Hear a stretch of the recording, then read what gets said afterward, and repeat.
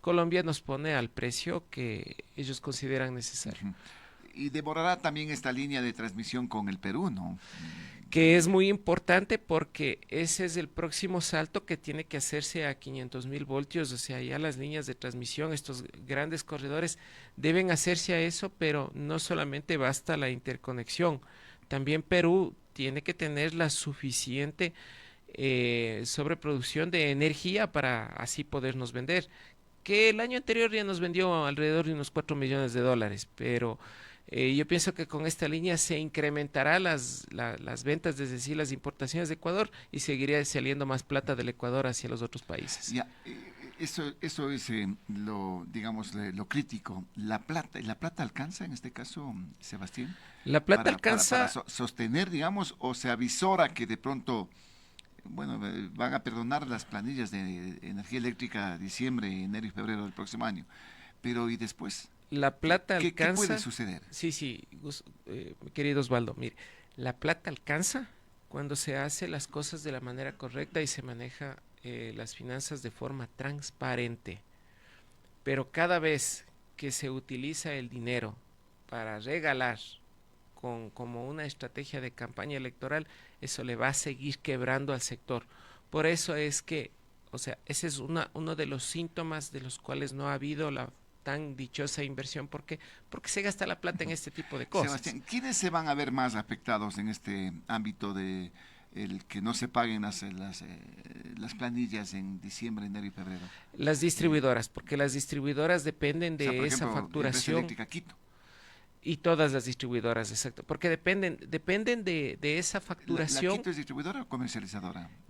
Distribuidora o comercializadora. La distribuidora es la que Ya. comercializa la Ujú. energía eléctrica. Entonces, esa es una de la principal fuente de ingresos, es decir, la facturación, el cobro de las planillas de energía eléctrica, porque a su vez las empresas distribuidoras tienen que pagar en este caso a las generadoras, que es SELEC, y quien hace las liquidaciones es el SENACE. Entonces, ellos tienen cuentas por cobrar y tienen cuentas por pagar, pero el momento en que, o sea, tengan menos ingresos y más egresos, ahí es donde vienen este tipo de problemas. Eso ya sucedió con las empresas, especialmente de la costa, cuando estuvimos pagando a Colombia estos valores extremadamente altos. ¿Por qué? Porque las reservas que ellos tenían se las acabaron antes de que finalice el año y ahí es donde el Estado tuvo que invertir dinero para pagar estas cuentas Ya, pero pendientes. al tener esos gastos que van a ser gastos elevados, como se están evidenciando, no hay plata para inversión, Ese es el para problema. mantenimiento de las líneas o no sé, cómo el parque el parque termoeléctrico. O sea, debemos, por ejemplo, tomar en consideración lo siguiente. En Termoesmeraldas 2 existen 12 grupos de generación eléctrica que utilizan combustibles fósiles, de Ujú. los cuales apenas funcionan 3. Ah, Ahí está. carambas. Ahí está. Y, Y y- y- anunciaron en un medio de comunicación que ya todo están arreglando. Ya debería estar. Y todavía no lo está porque no trajeron todos los repuestos.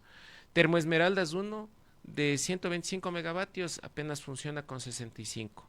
Y ya debió entrar en un plan de mantenimiento programado. No lo hacen, ¿por qué? Porque hasta el último pretenden generar para disimular o tapar el sol con un dedo el tema de los apagones.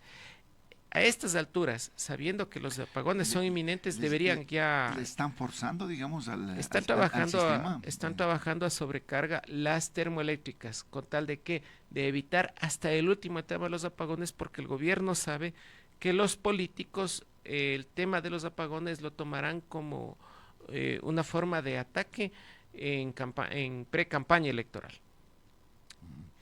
Ingeniero, digamos, para que quede claro, esta acción que se tomó, sobre todo de la desconexión del día sábado, era obligadamente, tocaba realizarla.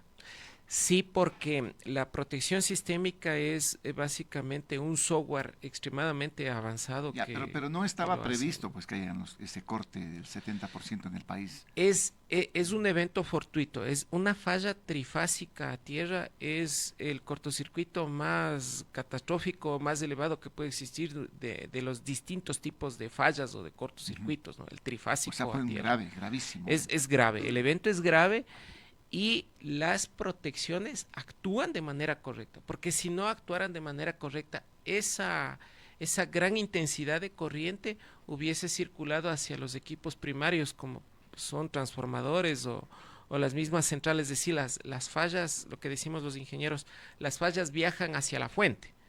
Entonces, esta gran intensidad de corriente eléctrica hubiese viajado hacia la fuente, es decir, hacia los transformadores, hacia los generadores, y ahí sí el daño hubiese sido permanente. Entonces, ¿qué se está demostrando? Que como actuaron las protecciones correctamente, se evitó que haya una falla permanente. Entonces, o sea, técnicamente se está demostrando no que los trabajadores de SELEC están haciendo sabotaje o que ciertos trabajadores, más bien se está demostrando que ellos están protegiendo los Ujú. equipos y para eso están diseñadas las protecciones. Pero no sabotaje, pero sí falla humana. Eh, bueno, debemos entender el por qué se da, cuál es la causa de que ocurre este evento. Anteriormente era común que los trabajos de mantenimiento de líneas de transmisión y subestaciones se los realice los 7 días a la semana. Anteriormente era común que se abran y se cierren circuitos, es decir, hay un movimiento, el sistema es dinámico. Entonces, en cualquier momento los trabajadores intervenían, de preferencia los fines de semana, por cualquier eventualidad. Ese día también estuvo abierta la línea subestación El Inga, Tizaleo, Chorrillos de 500.000 voltios, es decir, ese gran corredor de energía eléctrica, ¿no? Entonces, al abrir, digamos, al abrir la línea de 230.000 voltios, prácticamente la energía tiene muy pocos caminos por recorrer. Entonces, la fragilidad del sistema es por la falta de líneas de transmisión, es decir, la dichosa falta de inversión. Y lamentablemente debo decir, la política o sea, el ministerio se mete con la política en algo que es técnico. La discusión semana a semana es que SENACE pide que no se abran varias líneas simultáneamente para evitar este tipo de cosas. Ujú. Entonces se tiene que abrir de una manera, digamos, controlada. ¿Y por qué Transelectric más bien quiere hacer todos estos mantenimientos? Porque ellos están atrasados en un plan anual preventivo de mantenimiento. ¿Por qué? Porque el ministerio les obliga a que solamente lo hagan fines de semana, porque tienen esa psicosis, ese pavor de que se dispare entre semana, como el evento que ocurrió el día Sábado. sábado. Entonces, se ha perdido la confianza, se ha perdido la seguridad, ni siquiera la confianza, la seguridad en hacer este tipo de mantenimientos. Entonces, cuando las decisiones políticas intervienen o se sobreponen a las decisiones técnicas, ocurre esa situación. ¿Hay algún responsable al respecto de esto? De lo que Internamente pasó. lo van a determinar. Si el gobierno desea, digamos, deslindarse de esta responsabilidad, lo cual le veo bastante difícil, utilizarán a un par de chivos expiatorios para culparles sobre esta situación, los sancionarán, quizás los separen o los pongan como un trofeo y continuarán adelante las actividades. Ahora, este informe de la Contraloría podría también tener consecuencias, Es muy Sebastián. importante este informe, claro, demostrando que hay un contralor y un equipo técnico que está poniendo la casa en orden. O sea, me parece genial este informe, pero este informe creo que también debe estar con un mayor sustento técnico, es decir, una pericia a nivel de ingeniería de no solo que determine cuáles fueron, o sea, qué proyectos son los que están retrasados, sino cuáles fueron las causas. Por ejemplo, la falta de ejecución presupuestaria que ha habido desde muchos años atrás es una de las responsables, es decir, una mala gestión administrativa. Ujú. Entonces, este informe sí va a servir para que a nivel político los legisladores, va a ser aunque extemporáneo, censuren a quienes, a los ministros de Estado quienes estuvieron a tiempo, porque es solamente un año, ¿no? Para el juicio político, después de terminar las funciones. Claro. Pero este informe sí será para determinar otro tipo de responsabilidades por la inacción de los administradores que en ese momento estuvieron, especialmente la no ejecución de las obras que estuvieron en el plan maestro de electrificación, que como le mencioné, tiene 8 años de retraso aproximadamente. Entonces, por eso es que ha copiado lo mismo que se elaboró en el gobierno de Moreno, y prácticamente estaremos en esta involución hasta que no se inicie la ejecución de las obras. Esto es algo muy importante. O sea, determinar, digamos, quiénes fueron responsables hace 8 años, gobiernos de Moreno, Lasso. Gobiernos de Moreno, Lasso, inclusive yo diría la última parte del gobierno de Correa, pero insisto, no son los presidentes los responsables, ¿no? Ni siquiera este presidente es el responsable. Me estoy refiriendo a los altos mandos que estuvieron manejando en ese momento el sector eléctrico. ¿Quiénes se nombran a los?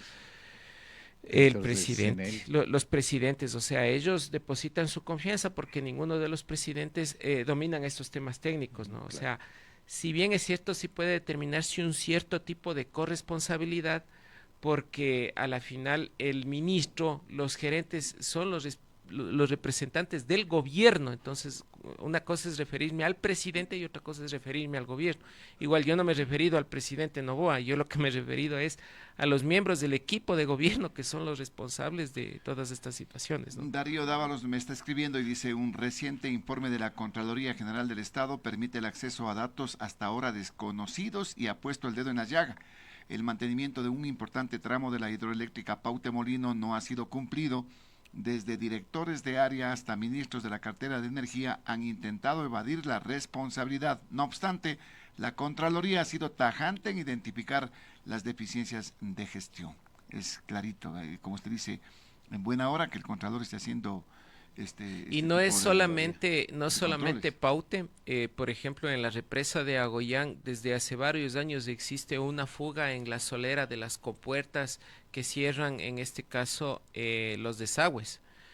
Entonces, al menos cuando yo estuve de gerente, dejé solucionando un tema contractual grave que habría entre el contratista y el fiscalizador. Hubo un cambio de administración y otra vez volvió a cero, y hasta ahora no reparan, y cada vez que las personas circulamos por el puente de Agoyán, observamos que existen varias fugas en esas compuertas. ¿Qué va a pasar en el momento en que colapse esa represa? Seguramente saldrán 2 centrales fuera de operación y el gobierno dirá que fue sabotaje, cuando en realidad esto es una inacción. Ya conocen, ¿no? Y así, y lo mismo ocurre, por ejemplo, en Desita Lizagua, en uno de los flancos cuyo talud está en peligro de irse abajo y sepultar prácticamente a la represa. Y así hay un montón de problemas. Lo que pasa es que somos muy reactivos nada más, pero ni reactivos en este caso, que ni importistas. Hasta que no pase, no se hace absolutamente nada. Sebastián, ha sido un gusto tenerlo por acá. Sí, para mí también es un placer poder, más que todo, educar a la ciudadanía, dar a conocer estos criterios técnicos y que la ciudadanía siga con el interés del tema eléctrico.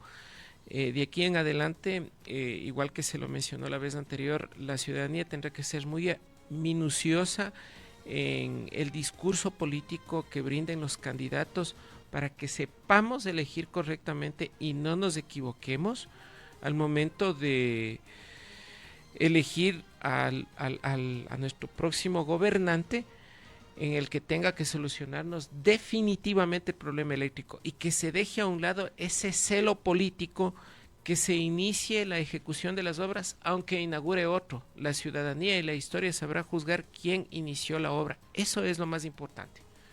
Gracias a Sebastián Rivadeneira, consultor en materia energética, aquí a través de Radio Noticias La Poderosa. Vamos